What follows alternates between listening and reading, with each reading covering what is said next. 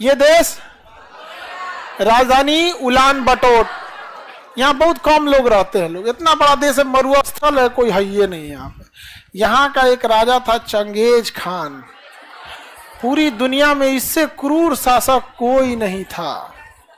समझ में गया? एक बार यहाँ पे आके मिडिल ईस्ट में आके काटा था, इस एरिया में किसी को जिंदा नहीं छोड़ा था।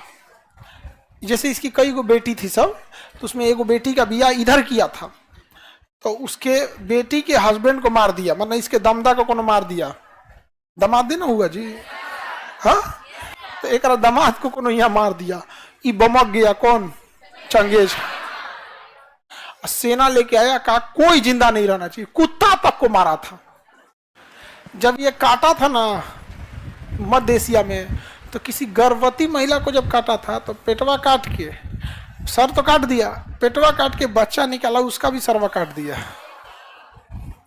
इससे क्रूर शासक से कोई नहीं था। और सबका जो भी उसके सैनिक सर काटते थे ना, उन सब से कहता था कि लास्ट में सर को ना ऐसे ऐसे मीनार बनाना, उसका ऐसे भाला लेना और उसमें गूंथ देना सर। समझ में गया? जब उसके सैनिक रिपोर्ट देने आते थे तो कैसे रिपोर्ट देते थे? भाला में गोथ के ऐसे लेके आते थे। जिसका भाला सबसे ऊंचा उसको मिलेगा इनाम, और जिसका रह गया नीचे उसका सर काट के उसी में डाल दिया जाएगा। इतना खतरनाक कौन था? Genghis Khan. बहुत ही क्रूर शासक था। समझा कि नहीं गया? Genghis Khan. एगो हमरा से नाम पूछा, आपका पूरा नाम क्या? Genghis Khan. तो उसको लगा नॉर्मल आदमी होगा, फिर उसको जब ये कहानी बताए ना तो हमको घूर के देख रहा था। बहुत खतरनाक था चंगेज खान। चंगेज खान की इच्छा थी कि जब मरे तो जहां उसका कब्र में उसे दफनाया जाए, उस कब्र का जगह किसी को ना पता चले।